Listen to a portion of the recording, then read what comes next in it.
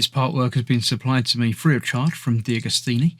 If you'd like to build along, pop along to DeAgostini.com where you can order one for your very own. They also have several other part work build-up models that you can build for everything from cars to boats and everything in between. So I'd like to thank them very much for giving me the opportunity to build this so you can all watch and see exactly how it all goes together. Hello, I'm Chris, this is Gross Models, and very warm welcome to issue 27 of Building Your Own Ford GT, the 1/8 scale Le Mans race car of history. But looking at the magazine before we do the building, as ever, the Ford Fairline GT, Unexpected Power. Is that the Dukes of Hazzard? It's not, is it? I don't know. Is it? It looks like, I don't even know what they used in the Dukes of Hazzard now, but it looks like that sort of shaping. I don't know. You can tell me in the comments if I'm right or wrong, or if you know, do let me. It doesn't look like that, but it did look like that first one. Do let me know if you're aware of which car they used in the film Dukes of Hazzard. Yes, this is the gear shaft or gear shift and the air vents. Now we were talking about this in the comments on another video. The gear shift is right over on the side, so it's got a long post that sort of connects it up. I don't know why it's on that side, but yeah, it's very, very strange to me. So yes, we're fitting the air vents to the dashboard that we built before, and then we're using the central floor assembly, and we're fitting pieces to that, the gear shifts to that, and then we're fitting the seats to that. So yeah, it's starting to come together. Little bits fitting together and looking good. So let me clear this out of the way. We'll get the parts and put them assembled. This should be everything that we need. Well, we don't need this yet, so I'll move that out of the way for now. First of all, we're going to be retrieving the instrument panel and some screws and fitting these air vents to it. Obviously, one with the switches goes on that side, like that. They're switches. They might not be switches. They might be something different. It might tell me. It just says air vent. It doesn't say what they are, but there we go. So that is holding in place with 2 screws, and the other one with just 1. And they're all FP01 screws. So that in there, that one there, and that completes that by the looks of it. So we've got 3 FP01 screws. There's FP01 screws. Looks like there's a couple of spares in there, but we might well be using another one momentarily. 3 is what we need at the moment. I did have a screwdriver. Where did I put my screwdriver? I had it down there. There we go. So we shall put one in over on this side, holding that air vent in place, and 2 over this side, one there, around so I can see where I'm going with the other one, all the way along over there.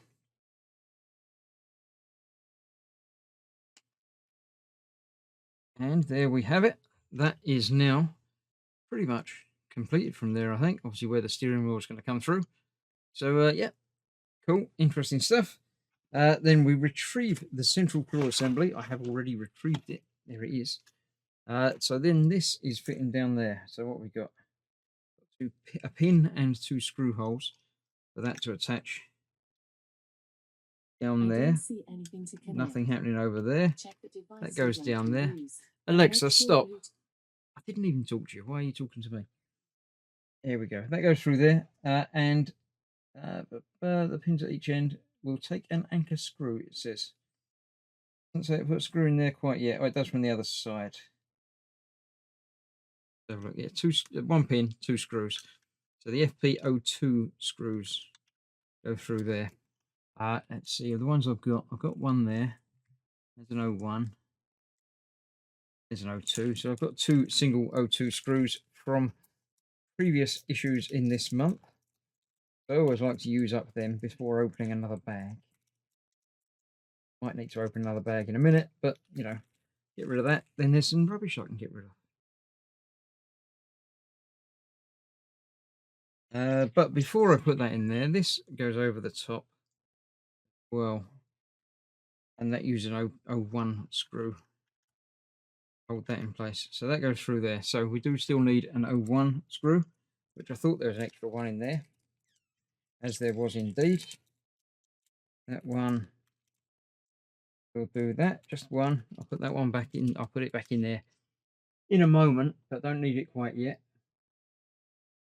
So we're at the 1 and the 2. So bigger than the others. You can tell the difference between them. So what I'm going to do is put in one of these 02 screws first.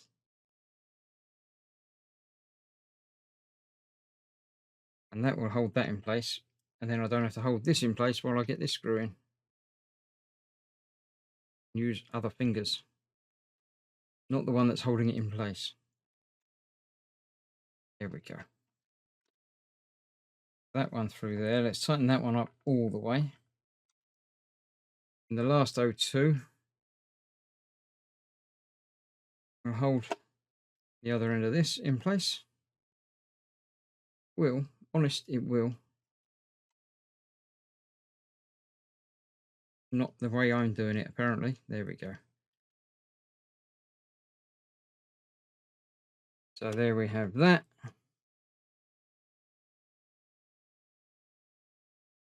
So this must make getting in and out a little bit trickier, mustn't it? Having the gear shift in between the driver and the door. It must be a bit of a pain, but there we go. That's where that goes. Then the seats will attach in next to that. Seat belts already out the way.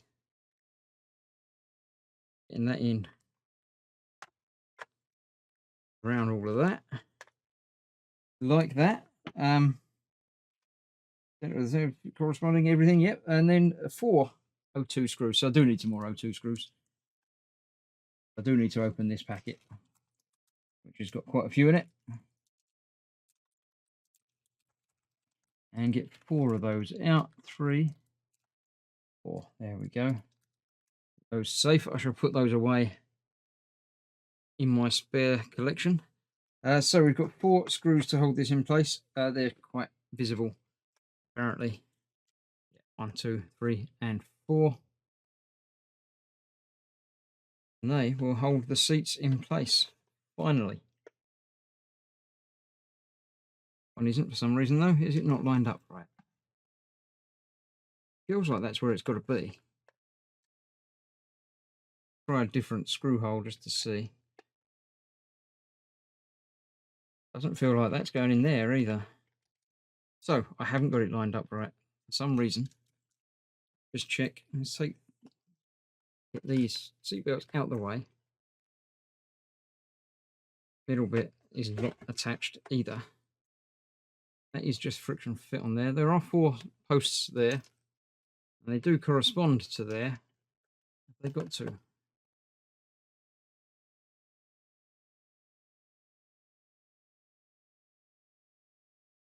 Doesn't feel like they're lining up with anything, or it doesn't feel like they're not lining up. That felt like something definitely lined up in that corner. So let's try that one and see.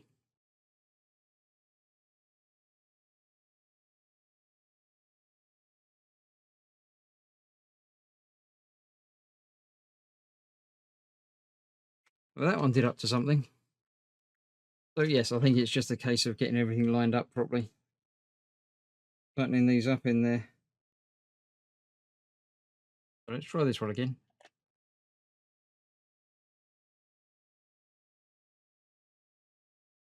Not sure. No, that's definitely not lining up there. I shall have a play around and see why things are not lining up as they should. Let's try this first other front one first. Yeah, that doesn't feel like that's going anywhere either. Right, I shall have a play around and report back momentarily. Right, after much faffing around and making sure everything was lining up as it should, I've replaced the screws with some longer ones that I had. They just weren't getting the job done. So yeah, if you have that problem, you might have to dig out some slightly longer screws that actually make it all the way through and hold them in place. So now, seats in nice and secure. Yeah, I'm still not sure about the seats. The seating area seems massive to me. But I don't know. It's obviously because there's no leg downward from the seats. So yeah, it's a bit different to a normal car seat, and more reclined, I think, is the term that I'm probably looking for. But there we have it. That is it. The seats are installed, good to go. We've got the dash, which will obviously fit somewhere there, I should think. Yeah, it's got to be there, isn't it? So yeah, things are starting to come together on the interior, and it's starting to look pretty good, even if I do say so myself. So join me next time, as I'm sure we'll be doing more interior stuff, because panels are always the last bit, aren't they? So thank you for watching. If you had that problem, longer screws are your answer, and I shall see you very shortly for the next one. Stay safe. Bye bye for now.